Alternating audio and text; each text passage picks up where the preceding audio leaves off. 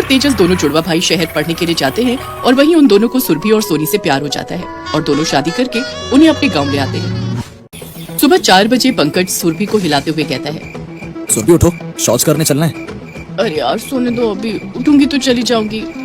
उठने तक का इंतजार नहीं कर सकते? मैं अभी जा रहा हूँ, तुम यहीं बैठी रहो, फिर बाद में मत कहना कि शौच जाना है। सुरभि उठकर बैठ गई। ये क्यों बार बार शौच कर रहे हो? बाथरूम नहीं कह सकते हो क्या?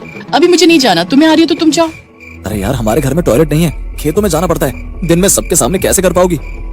क्या ये क्या है? बिना टॉयलेट के कैसे रह सकते हैं यहाँ? उधर तेजस सोनी से भी यही कहता है, नहीं जाओगी तो पूरे दिन करने को भी नहीं मिलेगा, फिर पेट पकड़कर इधर उधर घूमती रहना। नहीं चलती हो, पता नहीं प्यार में और क्या क्या करना होगा। ये बात तुमने शादी से पहले क्यों नहीं बताई थी? ये सब छोड़ो, अभी चलो।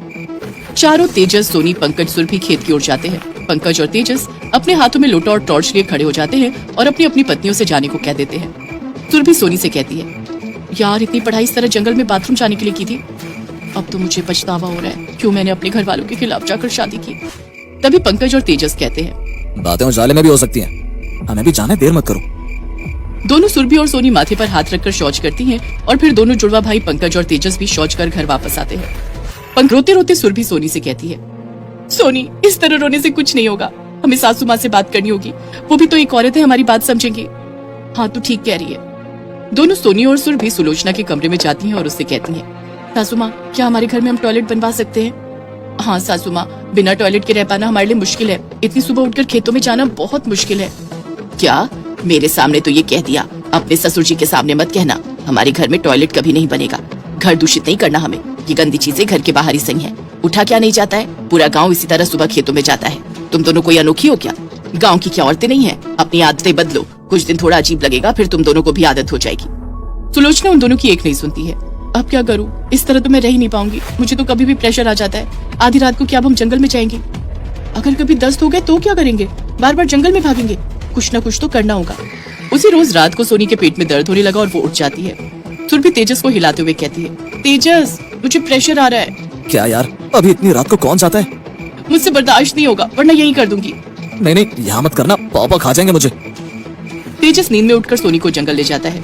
जंगल में शौच करते वक्त एक सांप वहाँ जाता है और सोनी चीख कर उठकर भागने लगती है। सांप सांप, कैसे कोई यहाँ जाए? इतने डर और खुले में उतरेगा भी क्या? अरे यार कुछ नहीं होगा, तुम करो ना, ऐसे सांप तो यहाँ रोज निकलते हैं, कोई डर की बात नहीं है। सोनी लोटा वहीं पटक देती है और दोनों घर चली जाती है। इधर सुबह सुबह सुरभि को भी बहुत जोर का प्रेशर आने लगता है और वो लोटा और टॉर्च लेकर अकेले ही जंगल में चली जाती है। जंगल में साफ सुथरी जगह देखकर सुरभि टॉर्च जलाकर शौच करने बैठ जाती है। अब जाकर आराम लग रहा है। इतने में ही वो देखती है कि साइकिल पर मणिराम चला रहा है। ससुर को अपने सामने इस तरह देखकर सुरभि पानी पानी हो जाती है और भागती हुई घर जाती है और पंकज से रोते हुए सब बताती है। अभी भी तुम कुछ मत करना, मेरी इज्जत की तुम्हें कोई फिक्र नहीं है, मैं अब एक पल भी यहाँ नहीं रहूंगी, मैं जा रही हूँ अपने मायके। सुरभि रोते हुए अपना बैग पैक करने लगती है। तभी सुरभि का हाथ पकड़ते हुए पंकज कहता है, कहीं नहीं जाओगी तुम, मैं कुछ करता हूँ। पंकज उसी वक्त तेजस से बात करता है और दोनों भाई मिलकर टेंट शौचालय ऑर्डर कर देते हैं। अगले दिन टेंट शौचालय मणिराम के घर पहुंच जाता है और पंकज और तेजस मिलकर उसे छुपा देते हैं। आज रात में सुरभि को सरप्राइज दूंगा। सोनी इस टेंट शौचालय को देखकर बहुत खुश होगी। दोनों भाई रात को अपनी अपनी पत्नियों को टेंट शौचालय गिफ्ट करते हैं। अब तो अपने मायके नहीं जाओगी ना? कभी नहीं। थैंक यू पंकज, वरना मेरा दम ही घुट जाता, इतने लोगों के हगे हुए में जाया भी नहीं जाता। उधर तेजस सोनी से कहता है, अब जब चाहो तब जा सकती हो, बिना किसी डर के। थैंक यू तेजस, तुम बहुत अच्छे हो। इतना कहकर सोनी तेजस को हक कर लेती है और कमरे में ही टेंट शौचालय खोल लेती है। यूज तो करो, इतनी मुश्किल से तो आया है। सोनी और सुरभि खुशी से पागल हो जाती है और बार बार टेंट शौचालय में जाने लगती है। पूरी रात अंदर बाहर करती रहोगी, सोना नहीं है? इतने दिनों के बाद खुश तो होने दो। अब सुरभि और सोनी बहुत खुश हो जाती हैं और आराम से बिना किसी तकलीफ के रहने लगती हैं।